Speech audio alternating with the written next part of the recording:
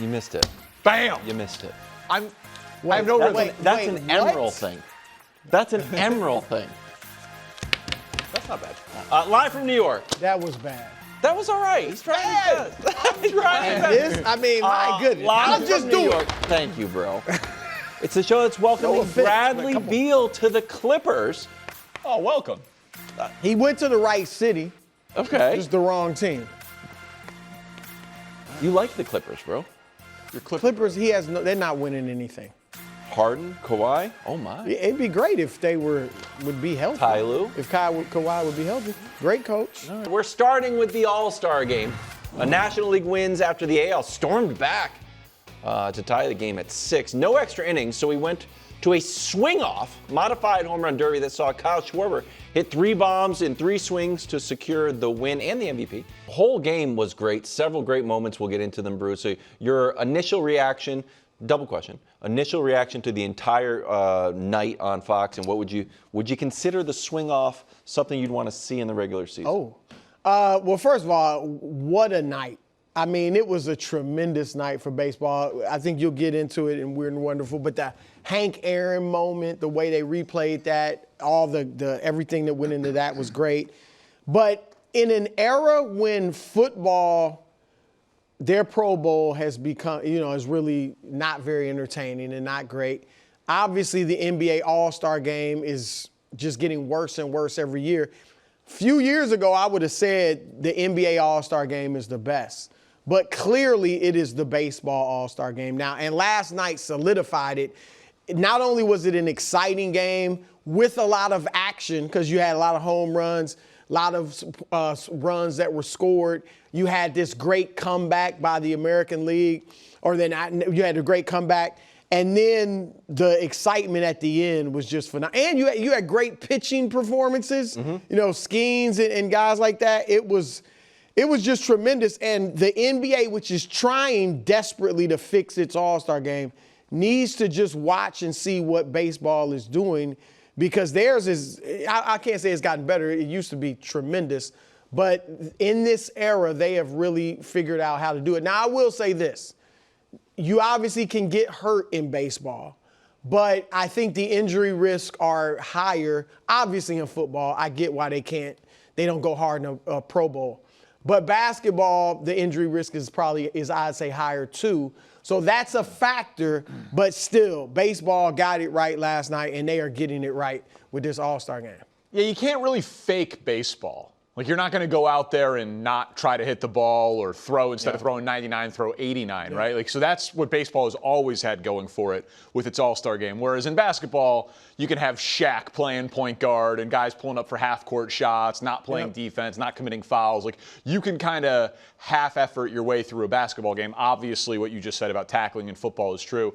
We should acknowledge hockey. Hockey had a great moment this year with their All-Star game with the Four Nations. That was a huge success that everybody loved. And the NBA is probably going to try to copy that with the Team USA versus the World component that Adam Silver was talking about that they're going to do there. The swing-off I'll get to in a second. This is an overly simplistic point, but it's so obvious and so many of us have been talking about it for so long. It looked good. The players in their uniforms, home and away, just looked great. Yeah, and it's so simple and it's so obvious. Like, who does Cal Raleigh play for? Oh, now I know. Who does Pete Crow Armstrong play for? Oh, he's wearing a Cubs uniform. Now I know. Like, it's a good thing for a casual fan to be able to tune in, see a player, hear a player be mic'd up, and then immediately know, oh, I know that hat. Now I know who he roots for. That's important, because baseball, you've heard a lot of people talk about how it's become a regional sport. And in a regional sport, if you want to call it that, it is more important, because some casual fans don't know who some of these guys play for, whereas in the NBA, most fans know they associate a guy with a certain team. So I think that's a good point, and that's smart for baseball. Now, the only thing with the swing-off, I guess twofold. It's a bummer that Judge and Ohtani, guys literally left the game. Yeah. They were not even in the stadium anymore to participate in this, right? And that's been something they've done, No, I mean, the players are allowed to do it, sure. And I love Kyle Schwarber, Cubs postseason legend, one of my favorite players in baseball. He was perfect for it. He's clutch. He was great in that moment. It was thrilling television. But it obviously would have had more suspense to it if Ohtani and Judge and some of the starters. It would have been even better. It would have been even better, right? But come on, we don't want this in the regular season, right? No one wants this in the regular season. I do. No. I do. What? And here, to me, come on, it is Brew. a no-brainer. Ooh. Brew. Absolute no. It checks all the boxes. Number one, Gimmick. It's incredibly exciting. Correct. Incredibly. All right. Every game that went into extra innings would be exciting. All right. Number two, it speeds up the finish. That baseball wants quicker games. All fans want quicker games. You don't have the 12, the 14, the 16 game, your inning game on a Tuesday night when you have to work in a few hours if you're an adult fan there at the game. Can I add that? Because just Josh gave me the data. 35% of extra inning games this year have gone beyond 10 innings. So Yeah, there is an element of, obviously things are getting tighter with the man on second, but games are extending. And you said it, because you brought up gimmicky, which I get that. But what's more gimmicky than putting a man on second to start each half inning?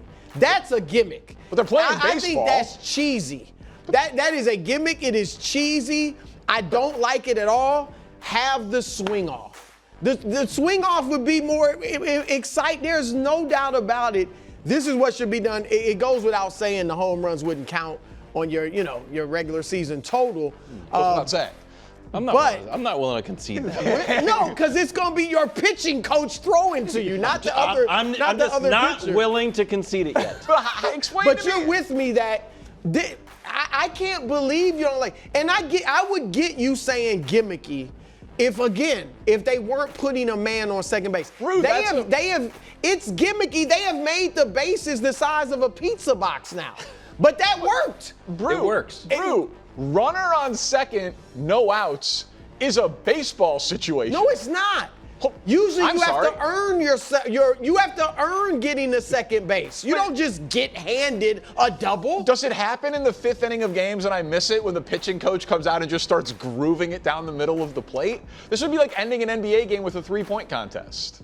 Interesting concept. The thing about Well, like if you're talking about precedent, the most popular sport in the world, when they're not just going to ties, ends in penalty kicks, and you have to watch that. In any game, you have to watch. Hockey shootouts, must watch. This home run derby thing is one thing you kind of touched on it. So this is a trick since you're new to the show, that is flawless work by me. Flawless. I like how you call your shot with your takes. Go ahead. It's perfect take. I liked your earlier take that it would be more interesting if Ohtani and Judge were in it. It is a way. One of the challenges of baseball is that I see where you baseball is mostly as the pitchers go, baseball goes usually. Clemens, Fernando Mania. And the challenge is you go to see LeBron, you see LeBron for 40 minutes. You go to see Aaron Judge, you might see Aaron Judge go 0 for 3. You see Ohtani, you get lucky. You get to see him pitch. Giving the superstars another platform to shine, I don't know if anyone would be against that. And So it's a great point that you made earlier. Can you Thank imagine you. that? They've floated the idea of like the golden at bat. Oh, I like that too. Where you can just pull a guy from your lineup one time and insert him in a situation. Yeah. So I love the golden at bat. Right. It's not a bad idea because I'm all for superstars getting up there, but I like baseball. I want it to be baseball But to we don't settle want to baseball. watch it for a 4-hour game. Apparently, that they're trying to slow. So you want the swing off in the playoffs? No. Playoffs will be regular. So when the games end, but that's how it is now. They don't put you at second base in the playoffs in the extra inning game. Right. In the playoffs, you just play till somebody wins. I don't care if it goes 22 innings. But in the regular season, I like it. This is what should be done. And the precedents, Wild's named some of them, putting a guy at second base in the regular season, not in the playoffs, is another precedent. So, absolutely, I can't believe you don't like 9% of games. Play baseball. No, but it's 9% of games. So you would have. We'll meet. We won't even meet in the middle. Okay. We'll meet where you are. For 91% of the games, you have it your way. But for the no extra inning, for the 9% of games that go into extra innings, you get some of the most exciting baseball you've It ever would seen. be- I it also would don't be think this would must see. pass the Parkins TV test. That if it's Cubs-Red Sox this Saturday, and they said, you know what? The swing-off was so successful, we're just going to mid-season change the rules. And Cubs-Red Sox goes into extra innings, and you're rooting for the Cubs, and I'm rooting for the Red Sox. Yeah. And you're watching it. And a Pete Crow Armstrong comes up there, and you'd be like, I hate this. right. That's not turn the this point. garbage off. I'm not. That I is don't the like that. point. Balls No, it's not flying the over point. the It's eye. about getting eyeballs there. That would get eyeballs, Booing including at your own you. television. think- Boo! No, you think more people are awesome. going to start watching baseball because of this? People like baseball because of baseball. No, but I think I wouldn't turn this, it off. This just makes it more exciting. Just makes it for those 9% of games that go in extra innings, makes it more exciting. play baseball. The three-point contest, if the You like it? NBA, I like that too. You like it too? I like that. I like that a lot. Maybe a dunk contest. 50 days into the NFL season starts when the Cowboys go into Philly to take on the champs. Dallas trying to start their season off on the right foot with Dak back. Last time they were in Philly, Cooper Rush behind center. Got ugly. Cowboys 7, Eagles 41. Danny, you want to start here? What would be the bigger statement to open the season? A Dallas win or an Eagles blowout? Cowboys win. And I don't think it's particularly close. Like, if the Eagles blow out Dallas, that's what they're supposed to do. True. They're a touchdown favorite in the game. They're the Super Bowl champs. They get the banner. They're at home. They've got the best roster in all of football. There are very few questions about the Philadelphia Eagles. If they blow out Dallas, it will be business as usual, a continuation of last year, arguably the best organization in the NFL. Just keep on keeping on. If Dallas pulls off an upset in the opener, it's like, okay, McCarthy's gone, Schottenheimer's in, Dak is back healthy. The NFC East, which hasn't had a back-to-back division champ in a quarter century, is now like a wide-open 3-team race with Washington, Philly, and Dallas inserting itself immediately into the conversation. Because the Cowboys last year, they were 3-5 with Dak Prescott. Like we talk about them like they were this team that just got decimated by injuries and fell off. They played half the season with the quarterback who was runner-up for MVP the year before.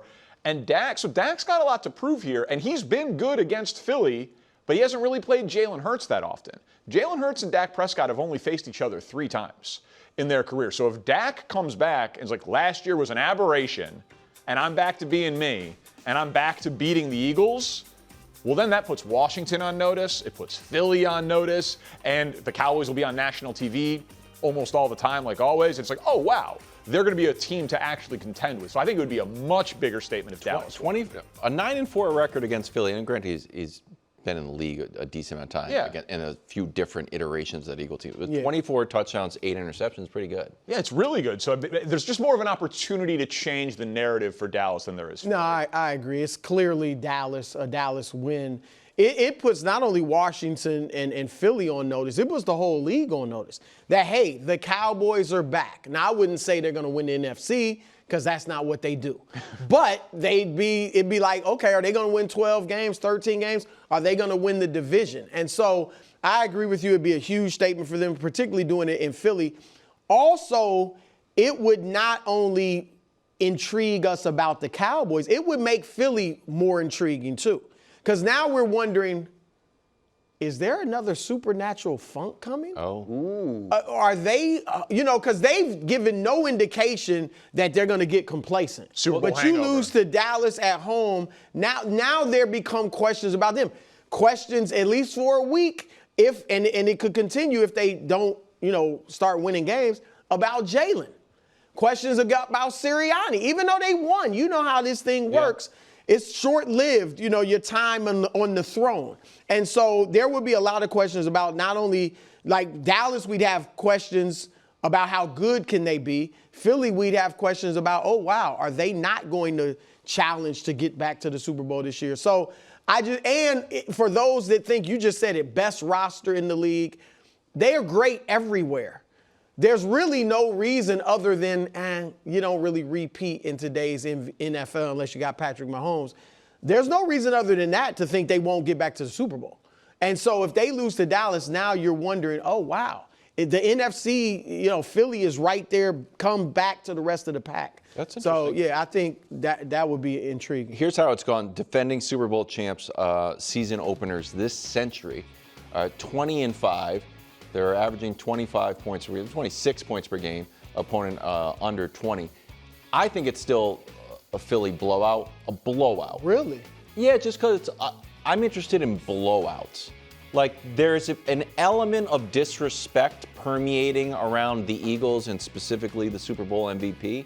It's like, okay, now we're going to start stomping teams that we just stomped the Chiefs in the Super Bowl. We just destroyed Dallas. And if we pop the Eagles' schedule up there, Dust. This is Eagles' last 17 games. So they are on a roll. Like, we're just sort of stampeding through the league. Week 2, they go into Kansas City. So yeah. I think to dismiss the Cowboys, and if you're Kansas City, like, oh no, they beat us 40-22. Granted, we scored 16 points once Sirianni was covered in Gatorade. Minutes. And they just crushed the Cowboys. They are out for vengeance, even though they won. I think it would be a real statement to the league, like, no, we're the real deal. We moved a few pieces around, but I think it would be a real blowout. My like a only 40-10, issue with that is a lot of teams blew the Cowboys out last year. But That's without the thing. Dak. No, No, but even with yeah, Dak, it was like New the Saints Orleans, blew them out. Yeah. Cowboys wins with Dak last year, Browns, Giants, and Steelers by 3. Like the Cowboys did not have. Baltimore was blowing them out, and then they came close, back and yeah. made it close. But yeah, I think you made good points. That's a just real a little blowout. caveat in there. A real blowout, not a fake blowout.